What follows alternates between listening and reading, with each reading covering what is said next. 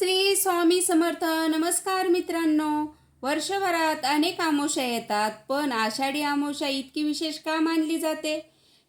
एका रात्री असे काय घडते की अनेक जण दिवसभर पूजा, दान आणि पितराचे स्मरण करतात? या दिवशी केलेल्या एका छोट्याच्या सत्कर्मामुळे जीवनात सकारात्मक बदल होऊ शकतात, अशी श्रद्धा का आहे? आजच्या या व्हिडिओमध्ये आपण आषाढी अमावस्येचे धार्मिक महत्त्व, तिच्या मागील परंपरा, पौराणिक संदर्भ, या दिवशी करावयाची पूजा विधी, दानधर्म आणि अनेकांच्या श्रद्धेनुसार पाळली जाणारी काही गोष्टी जाणून घेणार आहोत. म्हणून हा व्हिडिओ शेवटपर्यंत नक्की पहा. मित्रांनो, हिंदू पंचांगानुसार आषाढ महिन्याचा कृष्ण पक्षातील शेवटचा दिवस म्हणजे आषाढी अमावस्या. भारतातील अनेक भागात हा दिवस पितरांप्रती कृतज्ञता व्यक्त करण्याचा, आत्मचिंतनाचा आणि सात्विक जीवनाचा संकल्प करण्याचा दिवस मानला जातो. अनेक घरांमध्ये या दिवशी सकाळी लवकर स्नान करून देवपूजा केली जाते. काही कुटुंबात पूर्वजांचे स्मरण करून त्यांच्या नावाने अन्नदान किंवा इतर दान केले जाते.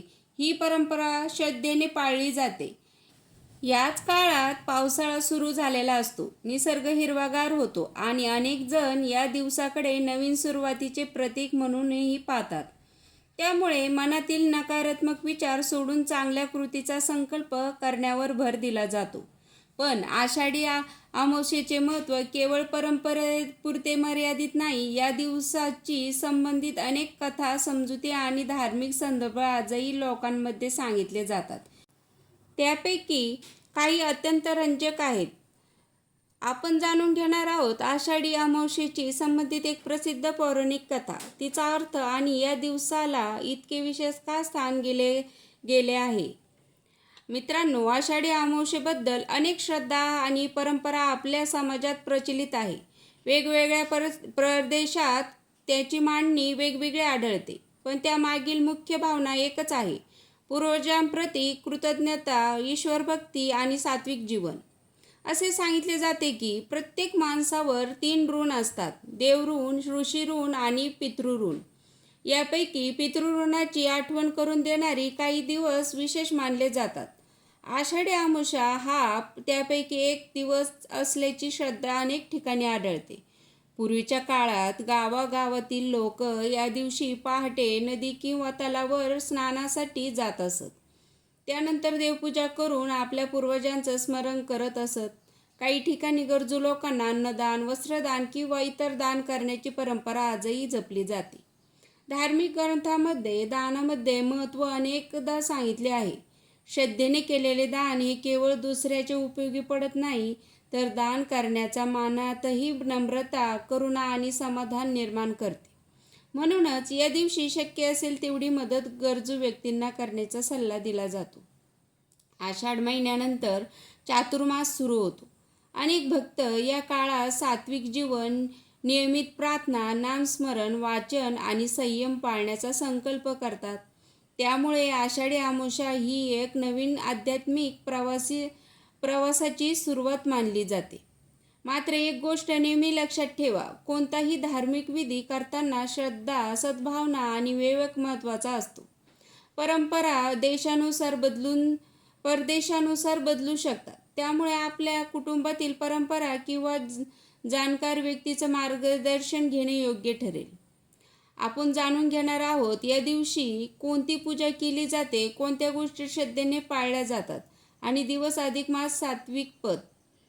आता आपण जाणून घेणार आहोत की आषाढी अमावस्या दिवशी अनेक कुटुंबाचे श्रद्धेने कोणती गोष्ट केल्या जातात आणि या दिवसाचे आध्यात्मिक महत्त्व काय मानले जाते.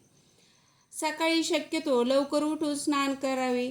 त्यानंतर घरातील देवघर स्वच्छ करून भगवान श्री विष्णू, भगवान शिव, श्री गणेश आणि आपल्या कुलदेवतांची भक्तिभावाने पूजा करावी. पूजा करताना मन शांत ठेवून सर्वांच्या कल्याणासाठी प्रार्थना करावी. अनेक घरामध्ये या दिवशी पितरांचे स्मरण केले जाते. आपल्या पूर्वजांनी दिलेल्या संस्काराबद्दल कृतज्ञता व्यक्त केली जाते. काही जण त्यांच्या नावाने अन्नदान, धान्यदान किंवा गरजू व्यक्तींना मदत करतात. दान करताना अहंकार न ठेवता मनापासून केलेले दान अधिक महत्त्वाचे मानले जाते. या दिवशी तुळशीसमोर किंवा देवघरात तुपाचा दिवा, तेलाचा दिवा लावण्याचीही परंपरा काही ठिकाणी आहे. दिवा लावताना आपल्या घरात सुख, शांती आणि सद्भावना नांदावी अशी प्रार्थना केली जाते. आषाढी अमावस्या हा आत्मपरीक्षणाचा दिवस मानला जातो. वर्षभरात आपण केलेल्या चांगल्या काही चुकीच्या कृतीचा विचार करून पुढे अधिक चांगले जीवन जगण्याचा संकल्प अनेक जण करतात. हीच या दिवसाची खरी शिकवण आहे. मित्रांनो, एक गोष्ट लक्षात ठेवा, धर्म म्हणजे केवळ विधी नव्हे, तर चांगले विचार, चांगले आचरण आणि दुसऱ्याच्या मदतीचे धावून जाणे हेही तितकेच महत्त्वाचे आहे.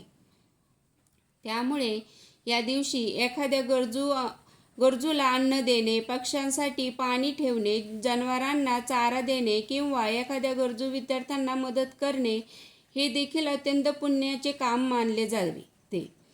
पण आषाढी अमावस्येच्या रात्री बद्दल काही श्रद्धा देखील सांगितल्या जातात, ज्या अनेकांना माहीतच नसतात. त्या नेमक्या काय आहे हे आता आपण जाणून घेऊ. मित्रांनो, आषाढी अमावस्येबद्दल अनेक लोकांची परंपरा आणि श्रद्धा सांगितल्या जातात. या समजुती प्रदेशानुसार बदलू शकतात, परंतु त्यामागील उद्देश मनाला सकारात्मक दिशा देणे, ईश्वराचे स्मरण करणे आणि चांगले आचरण ठेवणे हा आहे. अनेक वडीलधारी मंडळी सांगतात की या दिवशी राग, वादविवाद, अपशब्द आणि दुसऱ्याचे मन दुखावण्याच्या गोष्टी टाळाव्यात. कारण कोणत्याही शुभ दिवसाची खरी पूजा ही आपल्या वागण्यातूनच दिसून येते. या दिवशी संध्याकाळी देवघरात किंवा तुळशीपाशी शांतपणे दिवा लावून काही वेळ नामस्मरण केले तर मनाला मोठा आधार मिळतो, असे अनेक भक्त अनुभवातून सांगतात. श्रद्धा वेगवेगळी असू शकते, पण प्रार्थना आणि सकारात्मक विचार याचा लाभ सर्वांनाच होतो. आषाढी अमावस्या आपल्याला एक महत्त्वाचे संदेश देते. जीवनात कितीही अडचणी आल्या तरी श्रद्धा, संयम आणि सत्कर्म सोडू नका. कारण प्रत्येक अंधाऱ्या रात्रीनंतर उजळणारी पहाट नक्कीच येते. आपण जर आपल्या आईवडिलांचा आदर केला, गरजू व्यक्तींना मदतीचा हात दिला, निसर्गाची काळजी घेतली आणि मनापासून ईश्वराचे स्मरण केले तर त्यातून समाजातली चांगुलपणा वाढतो. हीच आपल्या सण परंपराची खरी शिकवण आहे. मित्रांनो, अनेक जण विचारतात, या दिवशी अशी कोणती एक गोष्ट आहे जी प्रत्येकाने करावी? याचे उत्तर अतिशय सोपे आहे. मनापासून प्रार्थना करा, कृतज्ञता व्यक्त करा आणि आपल्या क्षमतेनुसार एखादी सत्कर्म करा. यासाठी मोठा खर्च किंवा दिखावा करण्याची गरज नाही. आता आपण जाणून घेणार आहोत आषाढी अमावस्येचा खरा संदेश, सुंदर प्रार्थना आणि आपल्या जीवनात या दिवसाचा अर्थ कसा जपायचा. तर आता चला न वेळ घालवता आपण बघूया. मित्रांनो, आज आपण आषाढी अमावस्येचे महत्त्व, तिच्याशी संबंधित परंपरा, पितृस्मरण, दानधर्म आणि या दिवसाचा आध्यात्मिक संदेश जाणून घेतला. लक्षात ठेवा, आषाढी अमावस्या म्हणजे केवळ धार्मिक दिवस नाही. हा दिवस आपल्या नम्रता, कृतज्ञता, संयम आणि सत्कर्म याची आठवण करून देतो. आपण मोठे यज्ञ किंवा महागडे विधी केले नाहीत तरी चालतील, पण मनापासून केलेली प्रार्थना, आईवडिलांचा आदर, गरजू व्यक्तींना दिलेली मदत, प्रामाणिकपणाबद्दलची दया आणि ईश्वरावरील श्रद्धा यातूनच जीवन अधिक सुंदर बनते.